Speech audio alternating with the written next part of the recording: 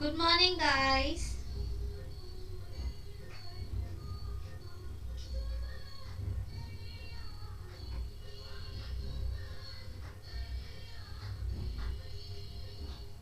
Video को जल्दी से शेयर कर दो आपके सारे फ्रेंड्स में ताकि सारे लोग आ सकें।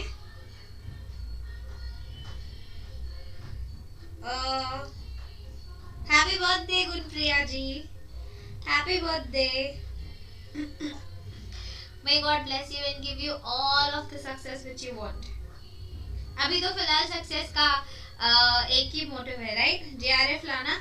एंड आई टेल यू, पता है ये ऐसी लड़की है कि मैं उसका ना हमेशा लास्ट सीन देखती हूँ तो कभी 3:30 का रहता है, कभी तो 2:30 का भी रहता है, 4 o'clock का रहता है, हमेशा जागी रहती है। और पता है क्या कहते हैं कि मेरा बस चले तो मैं तो सो ही नहीं। तो ऐसा डेडिकेशन तो सब में होना चाहिए।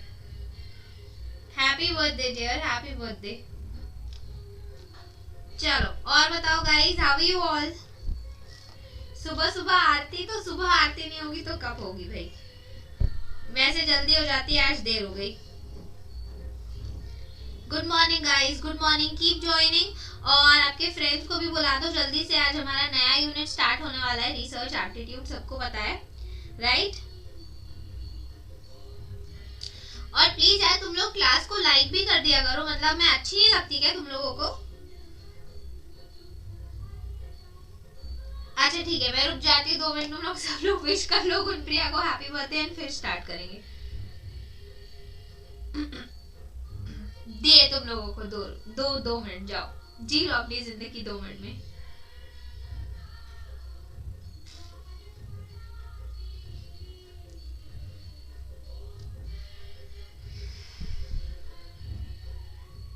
क्या कह रहे हैं मैम? सोएगा तो बायोलॉजिकल साइकिल मेंटेन रहेगा।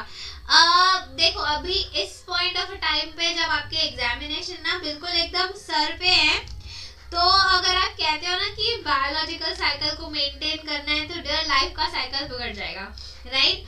अभी 2-4 दिन अगर जाग लोगे और फिर बाद में आराम से पूरी जिंदगी पड़ी सोते रहना। Thank you so much Ayushi, thank you so much. Thank you so much guys. चलो तो अभी मुझे ये बताओ, टीचिंग एप्टीट्यूड खत्म हो गया, राइट? अब टीचिंग एप्टीट्यूड आप लोगों ने जो है मेरे पढ़ाने के अलावा भी प्रैक्टिस उसको करा है कि नहीं करा है? टीचिंग एप्टीट्यूड में आप लोग एमसीक्यूज दे रहे रहोगे, पीवाईक्यूज सॉल्व कर रहे रहोगे, उसमें कोई दिक्कत आ रही है किसी टॉपिक में? कुछ ऐसा है जो आप लोगों को नहीं समझ में आ रहा है? बस आप सब लोगों की तरफ से मैं गुनप्रिया जी को विश कर देती हूँ। Gunpriya ji, wish you very very very very very happy birthday dear. पर अभी बस अब कोई हैप्पी बर्थडे नहीं बोलेगा। लास्ट में मैं आप लोगों को 2-3 मिनट दे दूंगी, फिर से हैप्पी बर्थडे बोल देना, ठीक है? देखो आरती भी खत्म हो गई, तो अभी टॉपिक पर आते हैं वापस, राइट? चलो तो अभी आप लोग मुझे बताओ कि टीचिंग एप्टीट्यूड में किसी को कोई दिक्कत हो रही है क्या?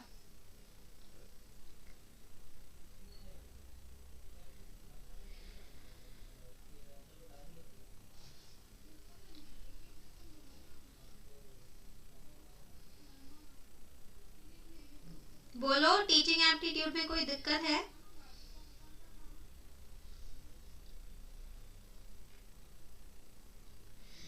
ट्राई तो बहुत कर रहे हैं स्टडीज करने की, ओके, बट ट्राई क्यों? ये टाइम ट्राई करने का नहीं है डियर, ये मतलब बस करो या मरो वाला टाइम है। आप लोगों को याद है कितने दिन बचे हैं? कौन काउंटडाउन कर रहा है? मैंने स्टार्टिंग में आप लोगों को काउंटडाउन करवाना चालू किया था, उसके बाद काउंटडाउन छोड़ दिया, तो लगता है आप लोग भूल गए हो। बताओ। हमारा तो फर्स्ट क्लास है। Sita Sharma ji, welcome to filler form dear. I hope आपको आज की क्लास अच्छी लगेगी।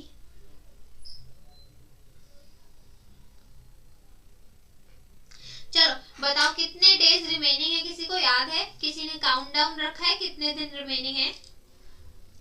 आप लोगों के लिए मैं काउंटडाउन तो रोज ही रखती हूँ। इट्स 43 डेज और 13 आवर्स।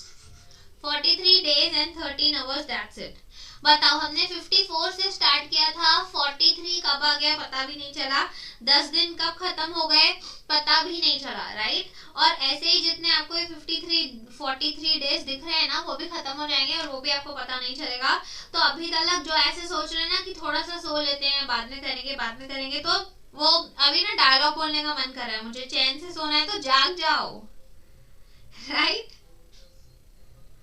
मैम आपने सेकेंड पेपर की प्रिपरेशन आफ्टर 14 करूंगी, मेरा हो जाएगा क्या? Please guide me. आफ्टर 14 मतलब आज 9 तारीख है, आप लोग और 5 दिन वेट करने का सोच रहे हो, क्यों? 14 को पंडित जी ने मुहूर्त दिया है, अभी से क्यों नहीं स्टार्ट कर रहे हो? सेकेंड पेपर कितना बड़ा होता है, मतलब आपको क्या लगता है कि आप बस ऐसे 1-2 दिन में प्रैक्टिस करके कर लोगे? गाइज ये आपका ना एमकॉम का बीकॉम का पेपर नहीं है कि आप लोगों ने बस एग्जामिनेशन के एक दिन पहले पढ़ा, रात को पढ़ा और फिर आपका एग्जामिनेशन क्लियर हो जाएगा। तो प्लीज कोई भी चीज ऐसा ना, कोई भी जगह ऐसा बवंडर मत क्रिएट करना, राइट। चलो अभी बहुत डिले हो गया है, क्लास को स्टार्ट करते हैं, राइट। इसके पहले जितने भी बच्चे न्यू हैं उन सभी को वेलकम टू फिलर फॉर्म। अगर आपको नहीं पता होगा तो हम लोग जो है इंस्टाग्राम पे हैं, फॉलो करना मत भूलना, व्हाट्सएप के ग्रुप्स पे हैं, उसको एंटर करना मत भूलना। अगर आप नहीं हो व्हाट्सएप के ग्रुप में, डेली बेसिस पे बहुत इंपॉर्टेंट नोटिस आते हैं और सबसे पहला नोटिस फिलर फॉर्म पे आता है, राइट। तो ज्वाइन करना मत भूलना। और 9th को दैट इज टुडे 8 बजे की जो है स्कॉलरशिप की क्विज थी, किसी ने ज्वाइन करी किसी ने?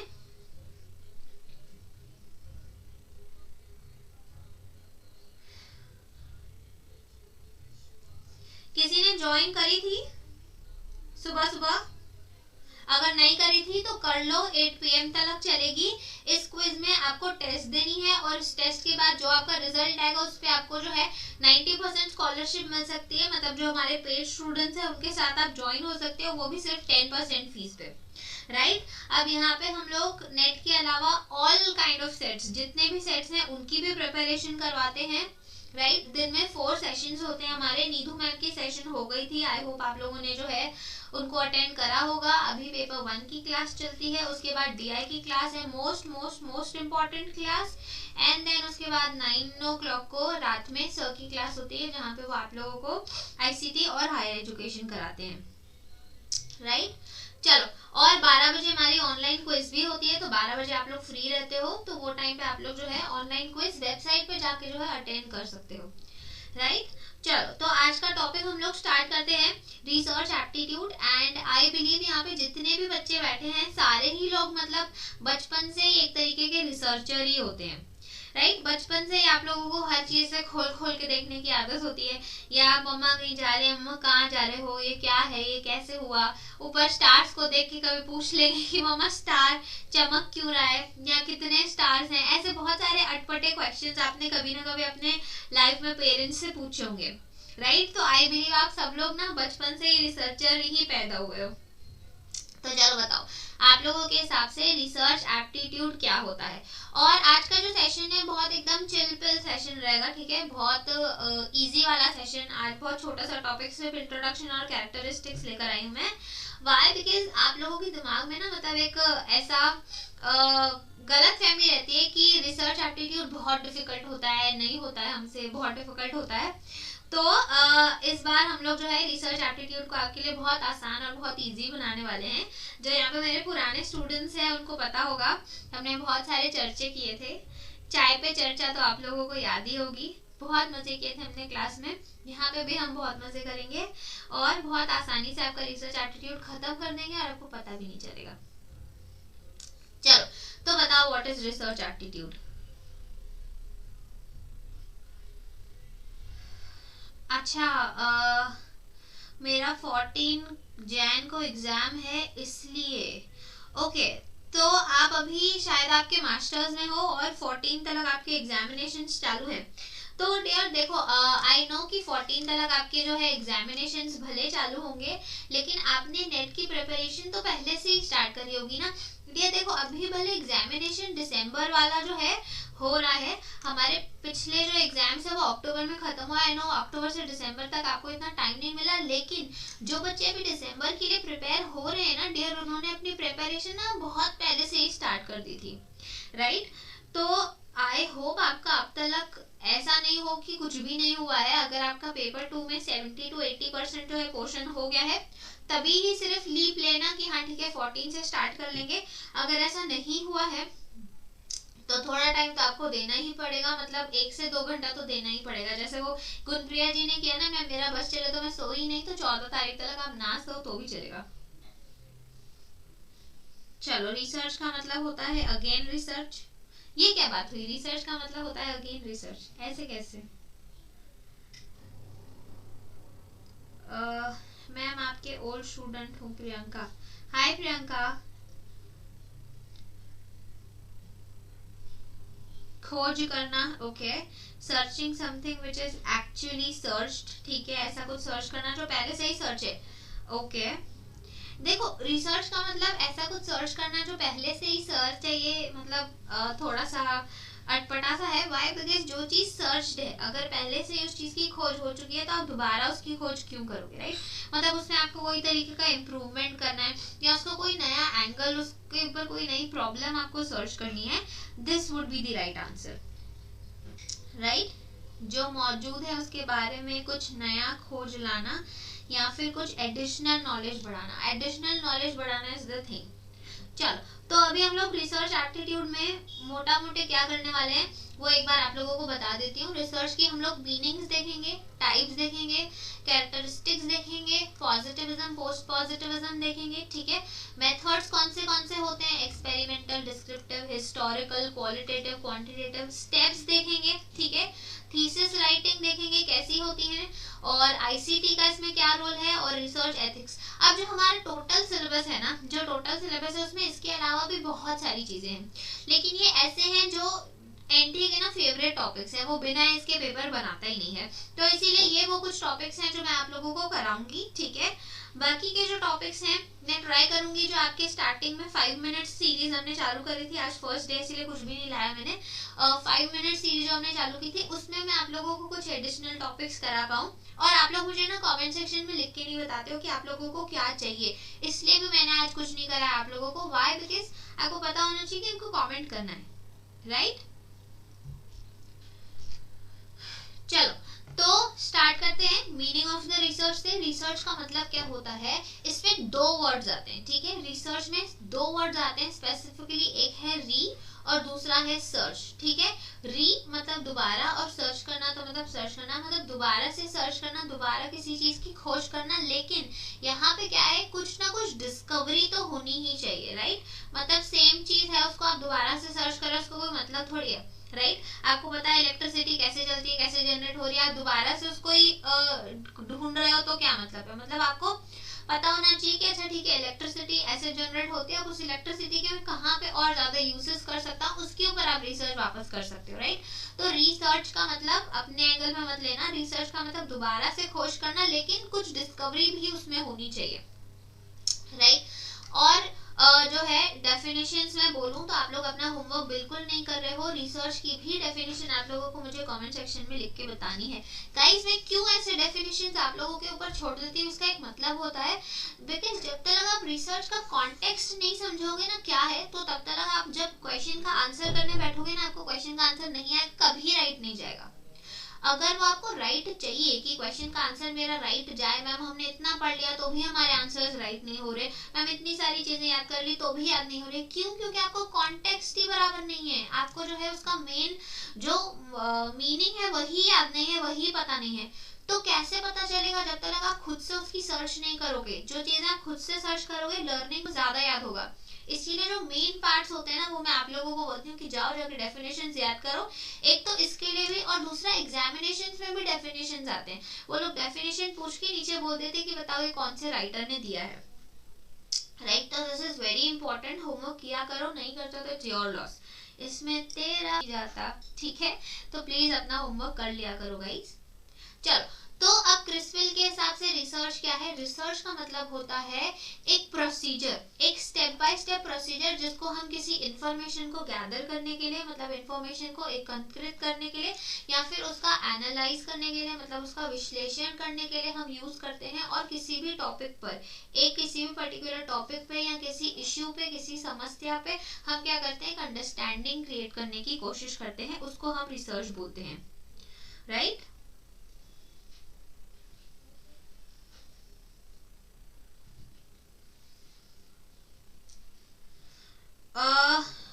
बफरिंग हो रही है क्या?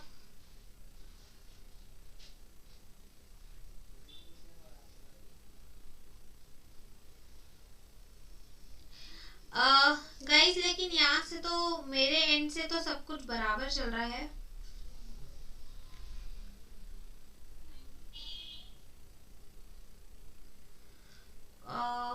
Just 1 second.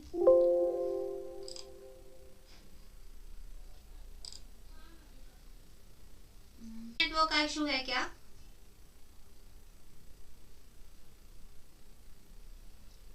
अब ठीक है, चलो ठीक है। तो हम लोग रिसर्च की मीनिंग पे थे, राइट? रिसर्च की मीनिंग क्या होती है? दोबारा से किसी चीज को सर्च करना, ठीक है?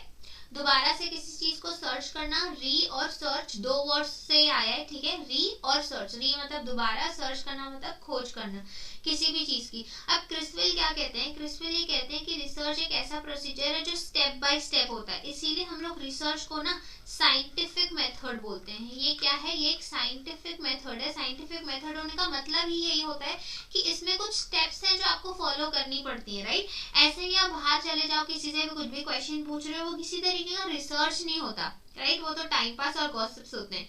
तो जब भी आप एक रिसर्च कर रहे हो तो वो उसमें क्या होने चाहिए? कुछ प्रॉपर स्टेप्स होने चाहिए जो आपको फॉलो करने हैं, राइट? उसमें आप क्या करते हो? कोई इन्फॉर्मेशन को गैदर करते हो, एकांकृत करते हो, ठीक है? एनालाइज करते हो, उसका विश्लेषण करते हो और एक अंडरस्टैंडिंग फॉर्म करने की कोशिश करते हो किसी भी टॉपिक पे या किसी भी इश्यू पे, ठीक है? कोई भी समस्या है उस पर आप क्या करते हो? एक अंडरस्टैंडिंग समझने की कोशिश करते हो। अब एक किसको याद है? रिसर्च के मैंने आप लोगों को जो है एक्रोनिम बताए थे कि रिसर्च का फुल फॉर्म क्या है। कौन है आप लोगों में से जो मुझे बता पाएगा बिना देखे? बिना देखे याद है गाइस?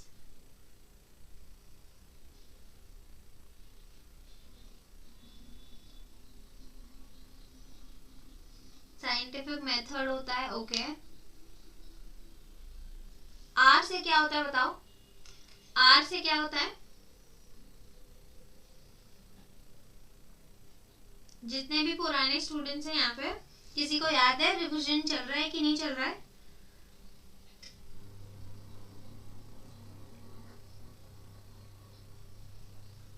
नहीं याद है ना? रिवाइज करो डियर, रिवाइज करो। चलो कोई बात नहीं। आर से क्या होता है? आर है रैशनल वे ऑफ थिंकिंग।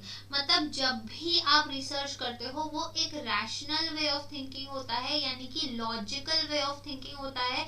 किसी लॉजिकल चीज पे आप क्या करते हो? आप जाके रिसर्च करते हो। मैम हिंदी में भी समझाया करो डियर, हिंदी में ही तो बोल रहे हैं। अभी पीछे मैंने कितनी सारी चीजें आप लोगों के लिए हिंदी में बोली, हिंदी में भी समझा रही हो, तुम सुना तो करो, सुनते ही नहीं हो पहले। चलो Richa Pandey ji, welcome to filler form dear. चलो रिसर्च में आर क्या होता है? आर होता है रैशनल वे ऑफ थिंकिंग। मतलब जब भी आप कोई भी रिसर्च कर रहे हो वो लॉजिकल होनी चाहिए। ऐसे ही किसी चीज पे उठ के आप रिसर्च नहीं करने लगते, राइट? लॉजिकल होनी चाहिए। ई फॉर क्या होता है? Expert and exhaustive treatment. मतलब जो भी आप रिसर्च कर रहे हो वो रिसर्च कौन कर पाता है? एक एक्सपर्ट कर। और खोज किस चीज की कर रहे हो? किसी भी प्रॉब्लम पे सोल्यूशन की आप खोज कर रहे हो। ई से क्या होता है? एग्जैक्टनेस। एग्जैक्टनेस का मतलब होता है जो है जैसा है वैसा ही आपको दिखाना है। आपने अगर रिसर्च किया और किसी चीज में आंसर आपका यस आया, लेकिन आपको ऐसा लगता है कि ये तो आंसर यस नहीं है, मतलब ना आपके वो थॉट प्रोसेस के साथ मैच नहीं हो रहा था, तो आपने क्या किया? आपने रिसर्च को जो है इस तरीके से मोल्ड कर दिया और आपने उसका आंसर जो है नो दिखा दिया। लेकिन यहाँ पे क्या होती है? एग्जैक्टनेस होनी चाहिए। जो है जैसा है वैसा ही दिखाओ, चाहे आपको अच्छा लगे या नहीं लगे। मतलब सच होना चाहिए, चाहे कड़वा हो तो भी, right. A for analysis, analysis करना मतलब विश्लेषण करना। जब भी हम रिसर्च कर रहे हैं तो हम कुछ फैक्ट्स के ऊपर विश्लेषण ही कर रहे होते हैं। यहाँ पे रिलेशनशिप ऑफ फैक्ट्स या फिर वेरिएबल्स बोल दो, कि जो भी दो चीजों पे हम संबंध देखने की कोशिश करते हैं कि इस चीज का किस चीज से संबंध है। जैसे मैं बोल दूं कि कॉफी पीने से नींद नहीं आती, तो कितने 2 कप कॉफी पीऊंगी तो 2 घंटा नींद नहीं आएगी, 3 कप कॉफी पीऊंगी तो 3 घंटा नींद नहीं आएगी, या कितने घंटा नींद नहीं आएगी। तो हम यहाँ पे क्या करते हैं, संबंध बनाने की कोशिश करते हैं, रिलेशनशिप देखने की कोशिश करते हैं। सी फॉर क्रिटिकल ऑब्जर्वेशन, यहाँ पे हम क्या करते हैं ना, आलोचना भी करने लगते हैं, क्रिटिकल ऑब्जर्वेशन भी करने लगते हैं। मतलब हमें जो पसंद है पसंद है, नहीं पसंद है नहीं पसंद है। तो जरूरी नहीं है कि रिसर्च में जो भी चीज आए आप उसके साथ अग्री कर लो, आप उसके साथ यस कर लो। आप उस पर जो है डाउट भी कर सकते हो, आप उस पर क्वेश्चन भी कर सकते हो, और आप उस पर दोबारा से भी रिसर्च कर सकते हो। आप तब तक रिसर्च कर सकते हो जब तक जो आंसर आपको चाहिए वो ना मिल जाए, right. H for honesty and hardworking, hardworking तो होता ही है, रिसर्च करने में बहुत टाइम, बहुत मेहनत, बहुत पैसा, बहुत कुछ लग जाता है। प्लस ऑनेस्टी होनी चाहिए, जैसे मैंने आपको बोला, जो चीज है यस है तो यस, नो है तो नो, जो चीज है वैसी चीजें आपको करनी है, राइट। तो अगर ये चीज को आपने याद कर लिया, अगर इस रिसर्च को आपने याद कर लिया, रिसर्च का कोई भी आंसर आप कर लो, इससे आप जो है सॉल्व कर लोगे। मतलब आपको पता चल जाएगा कि जो एनटीए आपसे क्वेश्चन पूछ रहा है वो किस बेसिस पे पूछ रहा है, वो क्या पूछना आपसे चाह रहा है, राइट। चलो, तो नाउ नेक्स्ट इज, वो क्या होता है, वो एक साइंटिफिक मेथड होता है जिसमें सिस्टमैटिक ऑब्जर्वेशन होता है, राइट। आपको क्या करना पड़ता है, सिस्टमैटिकली आप क्या करते हो, चीजों को ऑब्जर्व करते हो, चीजों को देखते हो, सिस्टमैटिकली व्यवस्थित करके आप चीजों को देखते हो, ठीक है। Classification and interpretation of data, अब आपको बहुत सारी डेटा मिल गई, राइट। आपको जो है, मैंने सिर्फ एक डेटा दे दी 1 2 3 4 5 6 7 8 9 10, अब इसका आप क्या करोगे, इस डेटा का आप क्या करोगे, ये आपकी किसी काम की नहीं है। तो इसमें आपको क्या करना होता है, आपको इसमें क्लासिफाई करना होता है। क्लासिफाई करने का मतलब क्या, आपको इसमें वर्गीकरण करना होता है कि ये चीजें हैं क्या। हो सकता है कि ये किसी स्टूडेंट्स के रैंक हो सकता है कि ये किसी सब्जेक्ट की मार्क्स हो सकता है कि ये किसी की हाइट हो, कुछ भी हो सकता है। तो आपको क्या करना पड़ता है, इसको स्पेसिफाई करना पड़ता है कि ये है क्या, ये किसी बच्चों की मार्क्स है, मैथ्स की मार्क्स है, हिंदी की मार्क्स है, राइट। तो उसको क्या करते हो, क्लासिफाई करते हो और इंटरप्रिटेट करते हो, मतलब तोड़ के समझने की उसको कोशिश करते हो। नेक्स्ट है, ये जो है लॉजिकल होना चाहिए और बेसिक होना चाहिए, ठीक है। बेसिक और लॉजिकल दोनों ही नेचर में होता है। प्लस ये क्या होता है, फेयर माइंडेड लोग करते हैं, मतलब जिनका जो दिमागी संतुलन है वो बिल्कुल बराबर है, वही लोग रिसर्च कर पाएंगे, ऑफ कोर्स।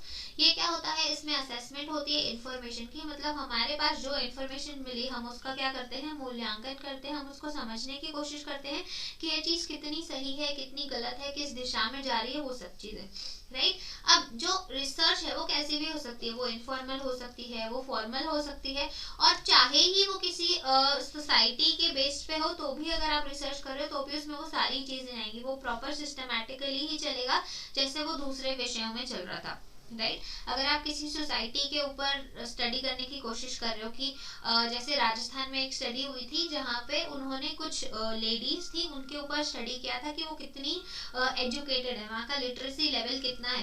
तो भले ही आप किसी सोशल इवेंट के ऊपर स्टडी कर रहे हो, किसी सोसाइटी के रिलेटेड स्टडी कर रहे हो, लेकिन तो भी वो वैसी ही सिस्टमैटिक और लॉजिकल रहेगी जैसे कोई और विषय पे अगर आप रिसर्च करते तो, राइट। नेक्स्ट है रिसर्च के ऑब्जेक्टिव्स। क्या कोई मुझे बता सकता है कि रिसर्च करने का उद्देश्य क्या होता है, हम रिसर्च एक्चुअली में करते क्यों हैं, क्या जरूरत है हमको रिसर्च करने की, जो जैसा चल रहा है चलने दो। अच्छा खासा न्यूटन बैठा था पेड़ के नीचे, सिर्फ एक फली तो आके गिरा, उसमें उसको इतना पूरा ग्रेविटी का लॉ बनाने की क्या जरूरत थी, क्यों ही बनाया, राइट। हमको भी पढ़ना पड़ता है इतना सारा। एक एप्पल ही तो था, गिर गया, ऊपर क्यों जा रहा, ऊपर क्यों नहीं जा रहा, ये क्या बात हुई भाई, है ना। सवाल ही बिल्कुल आड़े टेढ़े होते हैं। चलो बताओ क्यों करते हैं हम रिसर्च, नए नॉलेज के लिए, रिसर्च ऑब्जेक्टिव्स के लिए, प्रायर इंफॉर्मेशन को रीगेन करने के लिए।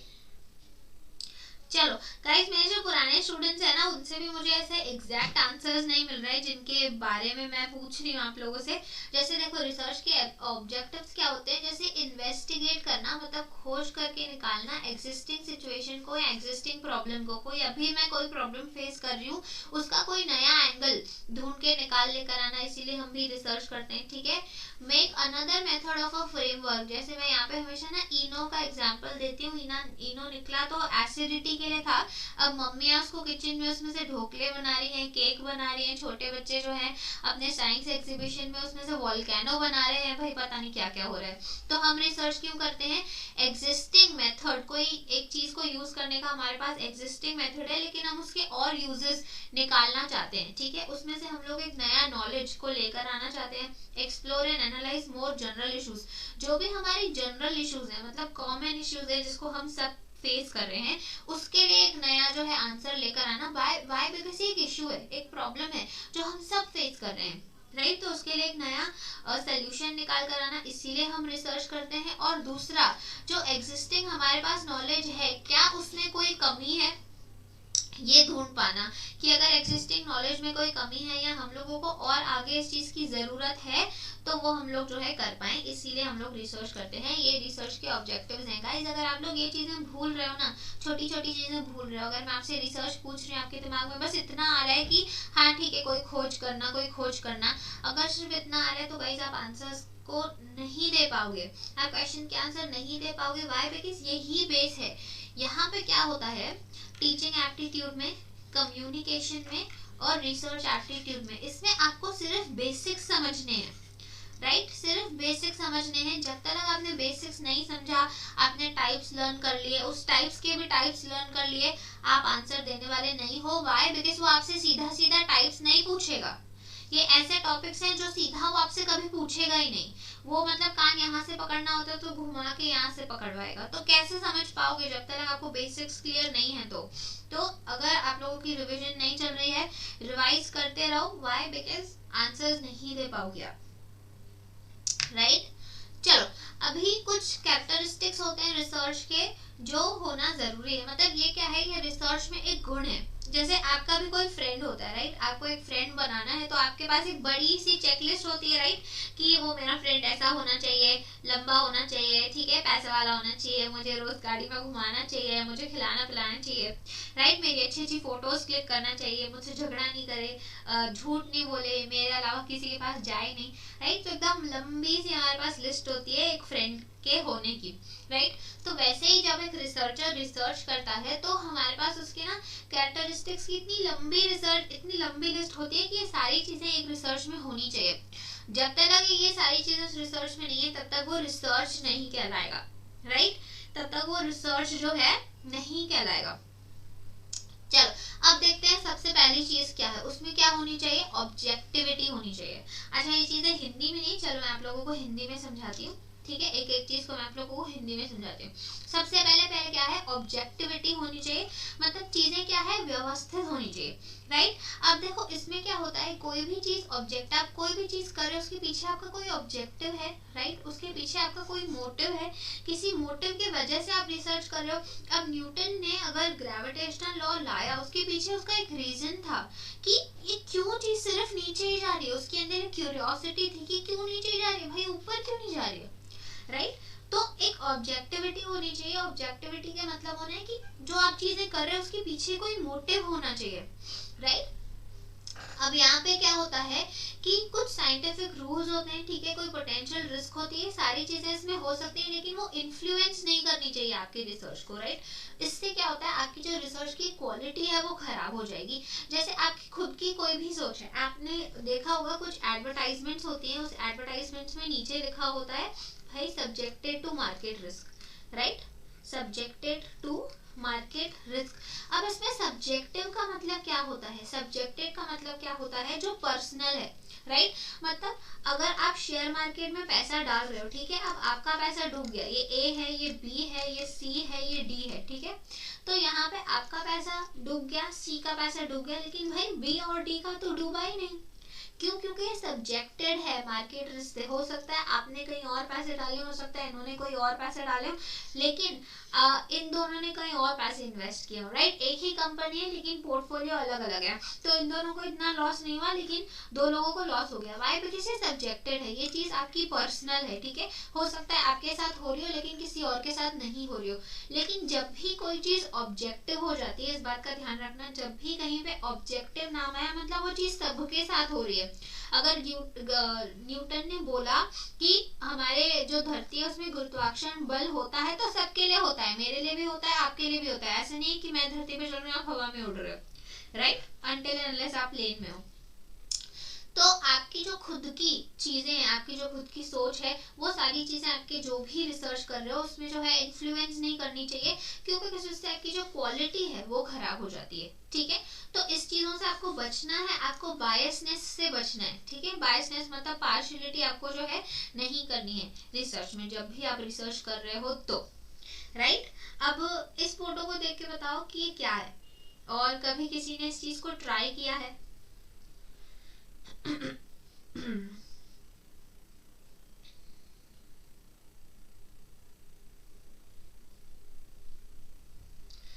मैम इन सब चीजों का पता कैसे चलेगा डियर? वो भी मैं आपको लास्ट में बताऊंगी। जब भी आप एक रिसर्च कर रहे हो, जब भी आप एक रिसर्च कर रहे हो, आपने रिसर्च का कोई ऑब्जेक्टिव रखा होगा, राइट? आपके रिसर्च को करने के पीछे कोई मोटिव होगा। सबसे पहली बात तो क्या वो मोटिव फुलफिल हो रहा है, और दूसरी बात ऐसा कि जितना ज्यादा आप रिसर्च को जनरलाइज कर पाते हो ना, सामान्यीकरण कर पाते हो आप जितना आपकी रिसर्च का, तो उसमें ये सारी ही चीजें होती हैं, ठीक है? उसमें सारी ही चीजें होती हैं। जब भी आप सामान्यीकरण कर पाते हो तो ये थोड़ा आगे चलेंगे तो आपको समझ में आएगा कि कैसे कैसे हम लोग को पता चलेगा कि ये चीजें इसमें हैं भी या नहीं है, ठीक है? थोड़ा सा टाइम दो, समझ में आ जाएगा।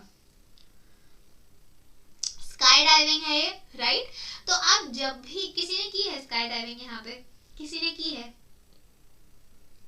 मैंने पैराग्लाइडिंग की है, तो इसीलिए इसका एक्सपीरियंस जो है थोड़ा बहुत जानती हूँ कैसा है। देखो, जब भी आप स्काई डाइविंग कर रहे हो, ठीक है, जब भी आप पैराग्लाइडिंग कर रहे हो, स्काई डाइविंग कर रहे हो, तो वो आप किसके साथ करोगे? आपका फ्रेंड बोल रहा है कि चल हम लोग ना एक क्लिफ पे चलते हैं, पहाड़ पे चलते हैं, उसके साथ में एक पेड़ है वहां पे बड़ा सा, उसमें रस्सी बांधता हूँ और चल मैं तुझे धक्का देता हूँ, ठीक है? यही तो है, पैराडाइविंग ही हो जाएगा, स्काई डाइविंग ही हो जाएगा, फ्री में हो जाएगा, चल करके आते हैं। तो जाओगे? तो जाओगे?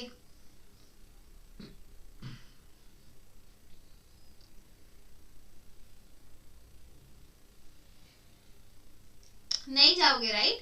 लेकिन अगर मैं आप लोगों को स्पेशली ऐसी जगहों पे लेके जाऊं, मैं आप लोगों को ऋषिकेश में लेके जाऊं, ठीक है, या मैं आप लोगों को जो है नेपाल में लेके जाऊं, वहाँ पे सारी चीजें बहुत होती हैं, तो वहाँ पे जो कंपनीज हैं, ठीक है, जो ये सारी चीजें कराती हैं, जिनमें उनको बहुत ज्यादा एक्सपर्टीज है, बहुत सालों का एक्सपीरियंस है, अगर उनके साथ मैं आप लोगों को बोलूँ कि चलो आपको कूदना है, तो आप आंख बंद करके कूद जाओगे, राइट? वाई? बिकॉज आपको ये करना है, करना तो है लेकिन फ्रेंड के साथ नहीं करना है।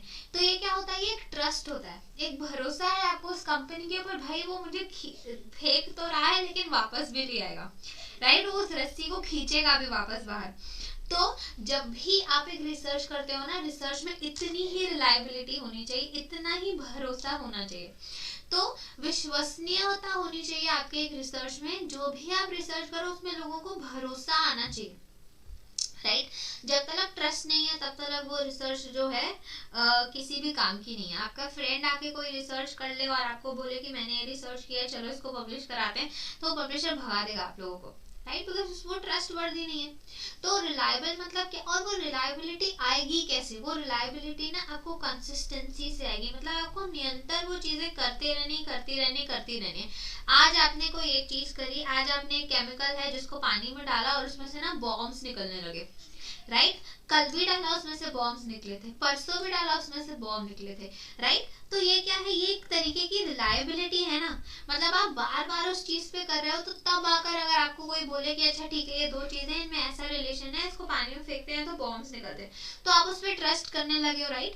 तो ट्रस्ट कैसे आता है? ट्रस्ट धीरे धीरे जो है एक विश्वास बढ़ने से आता है, ट्रस्ट धीरे धीरे उस चीज को वापस दोबारा करने से आता है।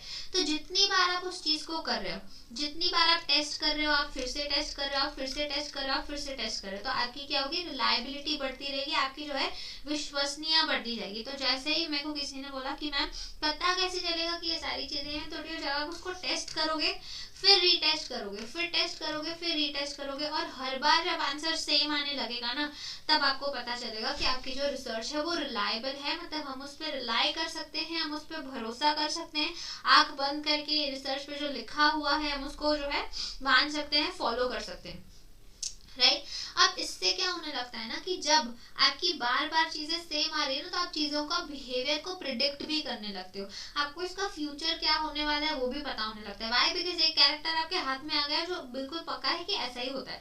तो इससे क्या होता है, आप जो है फ्यूचर को प्रिडिक्ट भी कर सकते हो कि इसमें से जो है टाइम के अनुसार क्या चेंजेस हो सकते हैं, या फिर इसमें से हम और क्या चीज कर सकते हैं, राइट। और इसको जब आप एक सिमिलर पॉपुलेशन पे, पॉपुलेशन क्या होती है, पॉपुलेशन एक जैसे सैंपल होता है, पूरा आपके सिटी में मान लो 100 लोग हैं, उसमें से आपने 10 लोगों के ऊपर रिसर्च की, राइट। अब यही 10 लोगों पे अगर आपने बार बार रिसर्च की, सारे एक ही जैसे लोग हैं, तो जो भी आपका रिजल्ट निकला वो रिजल्ट को आप पूरे पॉपुलेशन के ऊपर भी यूज कर सकते हो। अब आपने यहाँ पे क्या किया, आपने यहाँ पे एक फैक्ट को एस्टैब्लिश किया, अब यहाँ पे आपको एक फैक्ट हाथ में आ गया, अब आप क्या करते हो, ऐसे ही आपके पड़ोसी के गांव में जाके आप वो वाली रिसर्च को जो है दोबारा से ट्राई करते हो। वाई? बिकॉज वहाँ का एनवायरनमेंट भी अच्छा है, वैसा ही है, लोग भी वैसे ही हैं, राइट। तो इससे क्या होता है कि आप उस चीज़ों को, जो भी इसका रिजल्ट आया, जो भी इस टेस्ट का रिजल्ट आया, उसको आप सिमिलर पॉपुलेशन पे भी जाकर यूज कर सकते हो। तो उसको हम क्या बोलेंगे, रिलायबिलिटी बोलेंगे, विश्वसनीयता बोलेंगे। नेक्स्ट है वैलिडिटी। वैलिडिटी का मतलब होता है कि वैध होना, ठीक है। जो भी चीजें आप कर रहे हो वो वही कर रहे हो जो आपको करनी चाहिए थी, you are doing what you are suppose to do. जब तक ऐसा नहीं है, जब तक आप वैध चीजें नहीं कर रहे हो, जब तक आप सही चीजें नहीं कर रहे हो एक रिसर्च में, तब तक आपकी रिसर्च जो है वैलिड नहीं कहलाएगी। और अगर रिसर्च वैलिड नहीं होती तो उस पर आप रिलाई भी नहीं कर पाओगे, उस पर आप भरोसा भी नहीं कर पाओगे। बाय? बिकॉज जो चीजें करनी थी वो आपने करी ही नहीं, जो प्रोसीजर्स आपको फॉलो करने थे वो आपने करे ही नहीं, जो इंस्ट्रूमेंट्स आपको यूज करने थे वो आपने करे ही नहीं। अब आप लोगों को जो है रिसर्च करनी थी स्लीप और कॉफी के ऊपर, लेकिन आपने रिसर्च करा स्लीप और टी के ऊपर, राइट। तो क्या आप इस चीज पे भरोसा करोगे? उनको क्या लगा कि टी सस्ती मिलती है, चलो ठीक है टी हमारे पास अवेलेबल है, हम टी पे ही रिसर्च कर लेते हैं, और उसका जो रिजल्ट है वो हम लोग कॉफी पे डाल देते हैं। तो ऐसा नहीं कर सकते हो, राइट। तो उससे क्या होगी, आपकी जो रिसर्च है वो वैलिड नहीं होती अगर, तो रिलायबल भी नहीं होती है। एक प्रीवियस क्वेश्चन है जो आया था कि आपकी रिसर्च वैलिड है तो रिलायबल है, कि रिलायबल है तो वैलिड है। तो जब तक आपकी रिसर्च वैलिड है तो उस पर आप भरोसा भी कर सकते हो, रिलाई भी कर सकते हो। तो वैलिड होने का मतलब क्या, कि जो प्रोसीजर्स और जो इंस्ट्रूमेंट्स आपको यूज करनी थी, जो भी चीजें आपको यूज करनी थी, आप वही चीजों को यूज कर रहे हो, राइट। अब इसके जो है कुछ टाइप्स होते हैं, उस टाइप्स को भी हम लोग देखते हैं। वैलिडिटी कैसे आती है? वैलिडिटी इंटरनल वैलिडिटी होती है, यानी कि आंतरिक वैलिडिटी। अब ये क्या होती है, यहाँ पे जो भी वेरिएबल्स आपको चूज करने थे, ठीक है, जिनके बीच में आपको रिलेशन लाना था, अब आप क्या कर रहे हो, आप इंटरनली, ठीक है, रिलेशनशिप लाना इंटरनल होता है, तो यहाँ पे आप क्या कर रहे हो, उनके ही बीच में आप जो है रिलेशनशिप को एस्टैब्लिश कर रहे हो, तो तब आप क्या बोलोगे कि वो इंटरनल वैलिडिटी आ रही है, ठीक है। अब एक्सटर्नल वैलिडिटी क्या होती है, रिलेशनशिप लाना तो अंदर का था, ठीक है, आप रिलेशनशिप दो वेरिएबल्स को चूज कर रहे हो, इसीलिए वो इंटरनल है। लेकिन एक्सटर्नल में ऑफ कोर्स एक्सटर्नल फैक्टर्स आएंगे जिनको आपको कंट्रोल करना पड़ेगा, ठीक है। कुछ ऐसी चीजें होती हैं जो बाहर की चीजें होती हैं, उनको आपको कंट्रोल करना पड़ता है। तो जब आप उनको कंट्रोल कर रहे हो, जैसे अगर आप लोगों को पता होगा कि मान लो आपने यहाँ पे 4 पॉट्स रखे, ठीक है, वो पॉट्स में आपने क्या किया, पीछे होल कर लिया ताकि वो जो वाटर है वो वाटर नीचे पास हो सके, ठीक है। अब जैसे ही वाटर पास हो रहा है, आपने क्या किया, यहाँ पे एक जगह पे कुछ स्टोन्स रख दिए, ठीक है। एक जगह पे आपने क्या किया, यहाँ पे जो है पुरानी ड्राई लीव्स रख दी, और एक जगह पे आपने कुछ ऐसे प्लांट्स रखे जिनके रूट्स बहुत बड़े हैं, ठीक है, बहुत ज्यादा रूट्स हैं, और वो यहाँ से ऐसे प्लांट्स ग्रो कर रहे हैं, और यहाँ पे आपने कुछ भी नहीं रखा।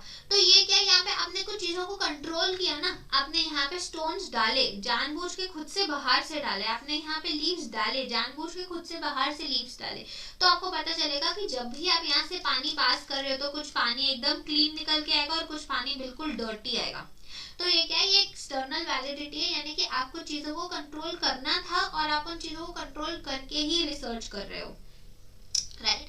नेक्स्ट होता है फेस वैलिडिटी। अब फेस वैलिडिटी का मतलब होता है कि जो क्वेश्चनर्स आपको पूछने थे, जिससे सर्वे आपको करना था, जो भी चीजें आपको मेजर करनी थी, आप वही चीजों को मेजर कर रहे हो, राइट, उसको बोलते हैं हम फेस वैलिडिटी। नेक्स्ट होता है कंटेंट वैलिडिटी। अब कंटेंट वैलिडिटी का मतलब क्या होता है कि आप उन्हीं चीजों को मेजर कर रहे हो, आप उन्हीं चीजों पे स्टडी कर रहे हो जो आपकी स्टडी का पार्ट है, ठीक है, जिससे आपको जो कंटेंट मिल रहा है, जो आपको फैक्ट्स मिल रहा है, वो बिल्कुल ओरिजिनल होंगे। अब जैसे अगर एक कंटेंट वैलिडिटी की मैं बात कर लूँ, यहाँ पे आपका पूरा बचपन ना विकिपीडिया को दिया हुआ है, जितने भी आपके प्रोजेक्ट्स थे, जितने भी आपके असाइनमेंट्स थे, वो सब आप क्या करते थे, विकिपीडिया से उठाते थे। व्हाई? बिकॉज आपके दिमाग में एक साइकोलॉजी है कि हाँ ठीक है, विकिपीडिया पर जितनी भी चीजें लिखी हुई होती हैं वो ट्रस्टवर्दी होती है, उनसे हम चीजों को उठा पाते हैं। तो ये क्या है, ये कंटेंट वैलिडिटी है कि जहां से भी आप चीजों को उठा रहे हो या जो भी चीजें आप रीड कर रहे हो, वो सोर्स जो आपका है वो सोर्स वैलिड है, राइट। नेक्स्ट होता है क्राइटेरियन वैलिडिटी। अब ये क्राइटेरियन वैलिडिटी में क्या होता है कि आप क्या कर सकते हो, मेजरमेंट्स को प्रिडिक्ट कर सकते हो, राइट। यहाँ पे आपने कुछ क्राइटेरियाज बना दिए, उस क्राइटेरियाज को आप ना प्रॉपरली माप रहे हो, प्रॉपरली उन चीजों का मेजर कर रहे हो। अगर आप लोगों को 4 लोगों पे स्टडी करनी थी तो आपने 4 पे ही करी, 5 पे करनी थी तो 5 पे ही करी, 10 साल के बच्चों पर करनी थी तो आपने ऐसे नहीं किया कि यार 11 साल के भी तो वैसे ही होते हैं, 9 इयर्स के भी तो वैसे ही होते हैं, 10 पे करनी थी तो 10 पे ही करी। तो जो प्रॉपर मेजरमेंट था आपने बस उसी मेजरमेंट को लेके जो है स्टडी करिए। Next is constructive validity. अब कंस्ट्रक्टिव वैलिडिटी में क्या होता है कि आप क्या कर रहे हो, किसी चीज को कंस्ट्रक्ट कर रहे हो, मतलब आपको कुछ फैक्ट्स मिले, आप उस फैक्ट्स को ना प्रॉपर चेन में डाल रहे हो, आप उस फैक्ट्स में से प्रॉपरली एक पिक्चर बना पा रहे हो, तो उसको हम क्या बोलते हैं, वो एक कंस्ट्रक्टिव वैलिडिटी जो कनेक्ट हो रही है, जो भी आपने फैक्ट्स लिए हैं एक के बाद एक के बाद एक के बाद एक, वो समझ में आ रहा है। नेक्स्ट उसका जो ये रहता है क्वालिटी है रिसर्च की, वो होनी चाहिए एक्यूरेसी। एक्यूरेसी का मतलब होता है सटीकता, बिल्कुल एक्यूरेट, बिल्कुल प्रिसाइज। मतलब अगर 0.50 का 0.5 का भी आपके रिजल्ट में और जो ओरिजिनल है उसमें अगर थोड़ा सा भी डिफरेंस आता है, तो मतलब आपकी रिसर्च जो है अगेन वो वैलिड नहीं होगी। वाई वैलिड नहीं होगी? क्योंकि आपको जो करना था वो आपने नहीं किया, राइट। तो आपके जो रिसर्च है, आपकी रिसर्च में और ओरिजिनल फाइंडिंग्स में 0.50% का भी जो है ना डिफरेंस नहीं होना चाहिए, तब हम क्या कहेंगे कि हमारी जो रिसर्च है वो एक्यूरेट है, ठीक है, बिल्कुल सटीक है।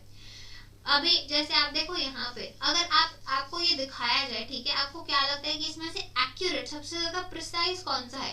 ऑफ कोर्स डी है, राइट, बिकॉज वो बिल्कुल निशाने पे लग रहा है। आपने क्या किया, आपके पास ये एरिया था, आपने इस एरिया पे और कहीं पे भी अगर आपने निशाना लगाया तो भी वो एक्यूरेट नहीं है। अब आप बोलोगे मैम इतना पास में तो है, ये देखो कितना पास में है, ये उससे, ये देखो ये तो और भी ज्यादा पास में, लेकिन ऐसा नहीं चलेगा। मतलब एकदम सटीक होना चाहिए, एकदम प्रॉपर होना चाहिए, एकदम एक्यूरेट होना चाहिए। चलो नेक्स्ट जो आती है क्रेडिबिलिटी। क्रेडिबिलिटी का मतलब विश्वसनीयता आपके अंदर होनी चाहिए।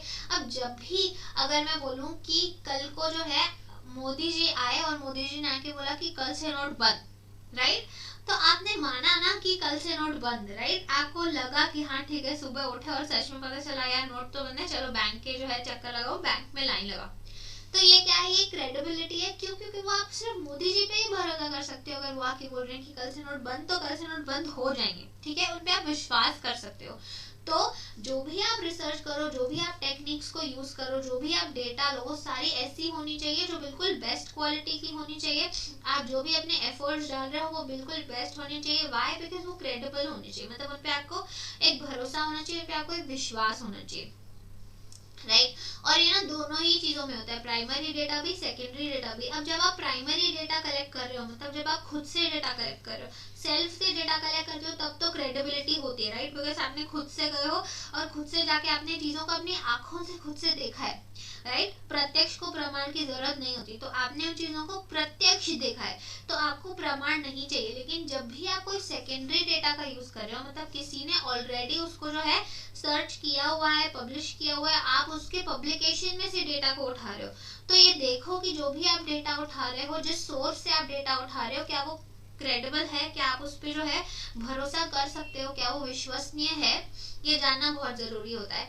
नेक्स्ट होता है जनरलाइजेबिलिटी। अब जिसने डाउट पूछा था कि मैम कैसे पता चलेगा कि ये सारी चीजें हैं, तो आपको ना डियर सोर्स देख के भी पता चलेगा। जब भी आप कोई रिसर्च करते हो आपको आगे पता चलेगा कि स्टेप्स में एक स्टेप आता है लिटरेचर रिव्यू, ठीक है। वहां पे आप क्या कर रहे हो, जो पुरानी रिसर्चेस है ना, उस पुरानी रिसर्चेस को आप जाके रीड कर रहे हो, तो वहां पे ना सोर्स बहुत इंपॉर्टेंट होता है कि जो चीजें आप रिसर्च कर रहे हो वो कहाँ की हैं, कौन से पब्लिकेशन ने जो है पब्लिश करी हुई है। अब बहुत बार ऐसे होता है कि कोई अगर आपसे कुछ बोल रहा है आपको उस पर भरोसा नहीं होता है, राइट। लेकिन वही सेम चीज अगर कोई और आके बोले, जैसे अगर ट्रैवलिंग की मैं बात करूं तो बहुत सारे लोग होंगे, बहुत सारे जो है ट्रैवलिंग के ऊपर लोग ब्लॉग्स बनाते हैं, बहुत सारी चीजें बनाते हैं, लेकिन उनमें से कोई एक या दो ही ऐसे होंगे जिन पे आपको ना ट्रस्ट होता है कि हाँ ठीक है ये जो बोल रहे हैं हमेशा सच बोलते हैं, वो हमेशा जो ट्रू है सारी वही चीजें बताते हैं। अगर टेस्ट अच्छा नहीं है तो बताएंगे अच्छा नहीं है,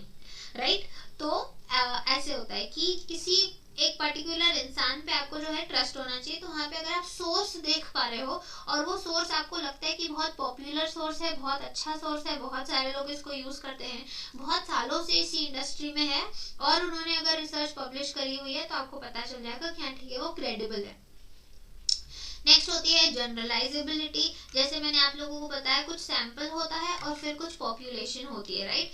तो जो भी आपने सैंपल कलेक्ट करा उसके ऊपर आपने जो रिजल्ट लाया, ठीक है, उसका जो भी आपका रिजल्ट आया, जो भी आपका सोल्यूशन लाया, अगर आप उस रिजल्ट को पूरे पॉपुलेशन के ऊपर यूज कर पा रहे हो तो आप कह सकते हो कि हाँ ठीक है आपकी जो रिजल्ट है, आपका जो रिसर्च है वो बिल्कुल प्रॉपर है और उसको हम यूज कर सकते हैं। तो यहाँ पे समानीकरण होना बहुत इंपॉर्टेंट होता है, जनरलाइजेबिलिटी होना बहुत इंपॉर्टेंट होती है।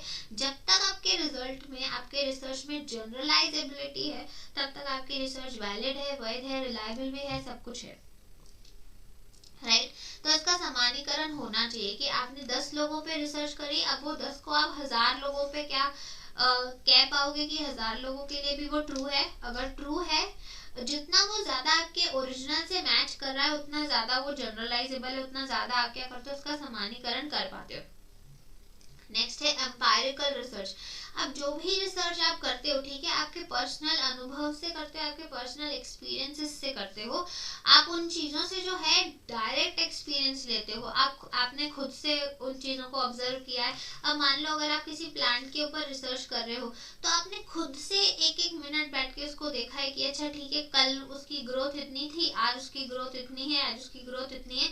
अब वो ग्रोथ हो रही है तो क्यों हो रही है, ये भी चीजें आपने खुद से देखी है कि अच्छा ठीक है आज हमने कोई म्यूजिक लगाई थी इसलिए उसकी ग्रोथ बढ़ी है, आज हम उनसे बातें कर रहे थे इसीलिए उनकी ग्रोथ बढ़ रही है, राइट। तो ये क्या होता है, ये आपका एम्पायरिकल एक्सपीरियंस होता है, आपका खुद से आप क्या करते हो चीजों को एक्सपीरियंस करते हो, आपका पर्सनल अनुभव होता है और फिर आप उन चीजों को जो है पब्लिश कराते हो, राइट।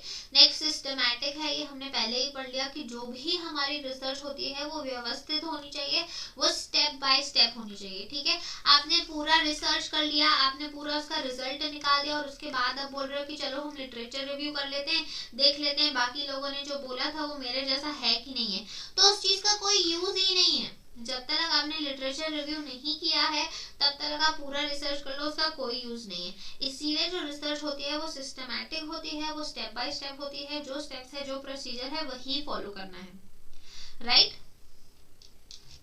चलो नेक्स्ट होते हैं कुछ कंट्रोल फैक्टर। कंट्रोल फैक्टर क्या होते हैं, ये कुछ बाहरी इवेंट होते हैं, ये कुछ बाहरी फैक्टर्स होते हैं जिनको आपको कंट्रोल करना पड़ता है, जिनको आपको नियंत्रण में रखना पड़ता है। अगर आप नहीं रखते हो तो उसकी जो रिजल्ट है ना वो रिजल्ट आपको प्रॉपर नहीं मिलेगी। जैसे अगर मैं बोलूँ कि कोई सनलाइट है, ठीक है, सनलाइट का जो है प्लांट पे क्या असर पड़ता है, तो जब तक आप एक प्लांट को सनलाइट का पूरा एक्सपोजर नहीं दोगे और एक तरफ जो है आप इसको शेड में नहीं रखोगे तो आपको कैसे पता चलेगा कि सनलाइट इसको ग्रो करवा भी रहा है या नहीं करवा रहा है, राइट। अगर आपको ये जानना है कि सनलाइट इसको ग्रो कर रहा है तो आपको एक जगह पे जो है सन को कंट्रोल करना पड़ेगा, उसकी रेस को आने नहीं देना पड़ेगा, उसको छांव में रखना पड़ेगा, राइट। तभी आपको दोनों में डिफरेंस पता चलेगा।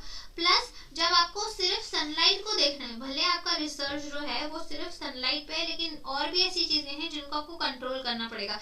जैसे पॉट का साइज है वो आपको सेम रखना पड़ेगा, जो प्लांट है वो प्लांट आपको सेम रखना पड़ेगा, उसमें जो आप सॉइल यूज कर रहे हो वो सॉइल आपको सेम रखना पड़ेगा, जो खाद आप उसमें डाल रहे हो वो सेम रखना पड़ेगा, जब आप उसकी वाटरिंग कर रहे हो वो आप सेम टाइम पे वाटरिंग कर रहे हो, सेम अमाउंट ऑफ वाटर उनमें डाल रहे हो, तो ये सारी चीजें आपको क्या करनी पड़ेगी, कंट्रोल करनी पड़ेगी, नियंत्रण में करनी पड़ेगी, तभी आपको पता चलेगा कि किस चीज का इफेक्ट क्या हो रहा है, राइट।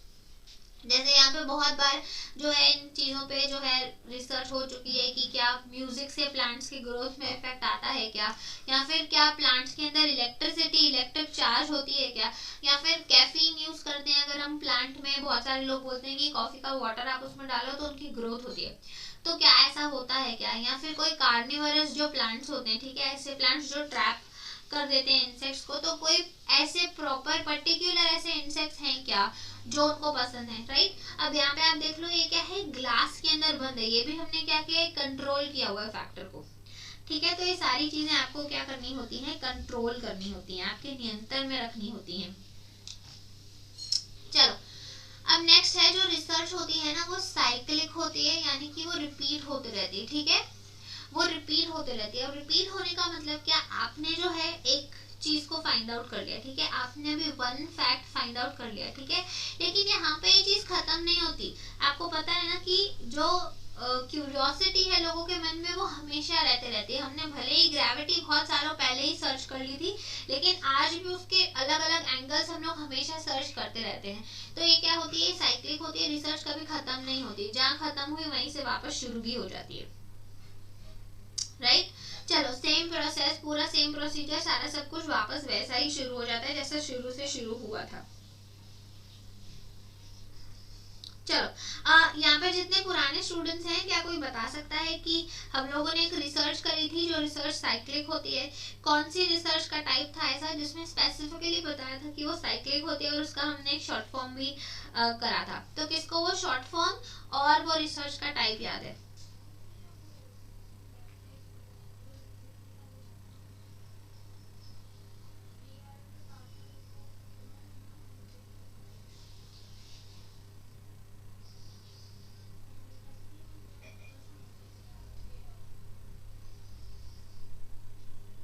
रिसर्च तो साइक्लिक होती है ना, लेकिन कौन सा ऐसा पर्टिकुलर टाइप ऑफ रिसर्च है जो साइक्लिक हमने किया था और उसका एक शॉर्ट फॉर्म भी बनाया था?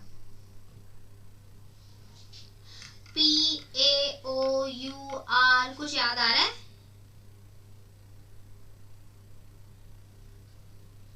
पावर करके हम याद कर रहे थे उसको, एक्शन रिसर्च, एग्जैक्टली। तो एक्शन रिसर्च वो क्या होती है वो हम बाद में करेंगे, ठीक है, मैं सिर्फ उन लोगों को देख रही थी कि याद है कि नहीं। तो रिसर्च क्या होता है, रिसर्च एक साइक्लिक प्रोसीजर होता है, वो हमेशा जो है कंटिन्यू चलते रहता है, जहां से खत्म हुआ वहीं से दोबारा शुरू भी होता है। Next is logical. अब जो भी आप थिंकिंग कर रहे हो वो एक सेंसिबल थिंकिंग होनी चाहिए, उसमें कोई ना कोई तरीके का सेंस होना चाहिए। अब अगर आप बोलो कि भाई आसमान में जो स्टार्स हैं उनका ना कलर मुझे पसंद नहीं, बहुत फीके फीके से लगते हैं सिल्वर कलर के, चलो सारे के सारे स्टार्स को ना हम चल के गोल्ड करके आते हैं, राइट, थोड़े ज्यादा चमकने लगेंगे। यहाँ कोई बोले यार, कोई लड़की हो बोले मेरे को तो ये सिल्वर गोल्ड पसंद नहीं है, हमने इसको पिंक कलर का करके आते हैं, राइट। तो क्या ये पॉसिबल है? मतलब अगर आप रिसर्च करो भी, कोई ऐसा आप उसका सोर्स फाइंड आउट करने की कोशिश करो भी कि क्या ऐसा हो भी सकता है, लेकिन क्या ये लॉजिकल है? बिल्कुल भी नहीं है, राइट। हमारे बिल्कुल बॉलीवुड सॉन्ग्स जैसा हो जाएगा कि तारे नहीं पसंद मैनू हेठा ला दे, मतलब तारे पसंद ही नहीं, बिल्कुल नीचे लेके आओ, तो कोई कुछ सेंस ही नहीं है कुछ भी। तो जब भी आप एक रिसर्च करते हो वो रिसर्च सेंसिबल होनी चाहिए, आपकी सेंसिबल थिंकिंग से होनी चाहिए। और जब आप रिसर्च कर रहे हो तो आप आपके लॉजिकल स्टेट में होने चाहिए, मतलब कोई शराब के नशे में आप जो है रिसर्च नहीं कर रहे हो, नींद में आप रिसर्च नहीं कर रहे हो, दिमाग कहीं और है और रिसर्च नहीं कर रहे हो, राइट। तो जब भी आप रिसर्च कर रहे हो एक लॉजिकल वे में कर रहे हो और एक सेंसिबल थिंकिंग के साथ कर रहे हो, ऑलराइट। नेक्स्ट है रेप्लिकेबल होनी चाहिए। रेप्लिकेबल होना मतलब क्या कि किसी भी चीज को ना कंफर्म करना, राइट, किसी भी चीज को कंफर्म करना। अब कंफर्म करने से क्या मतलब है कि जब भी आपने एक रिसर्च करी है, ठीक है, यहाँ पे आपने एक रिसर्च की है, यहाँ पे अगर कोई और सेम सर्कमस्टेंसेस में है, ठीक है, उसकी जो सिचुएशन है वो सेम सिचुएशन में, और अगर उसमें वो आपकी जो रिजल्ट है उसको यूज कर पाया, तो आप बोलोगे कि आपकी जो रिजल्ट है वो रेप्लिकेबल है, ठीक है। मतलब कहीं और आप उसका रेप्लिकेबल होना मतलब क्या, मिरर का इफेक्ट, राइट। जो आप यहाँ पे दिख रहे हो सामने भी आप वही दिख रहे हो, लेकिन वो आप हो नहीं, राइट। आप ओरिजिनली यहाँ पे हो, लेकिन जो है मिरर आपको सामने सेम एज इट इज दिख रहा है, तो रेप्लिकेबिलिटी में भी ऐसा ही होता है कि आपने जो रिसर्च करी वो सेम रिसर्च सेम सर्कमस्टेंसेस पे अगर कोई और कहीं और कर रहा है तो उसका आंसर सेम आना चाहिए, राइट।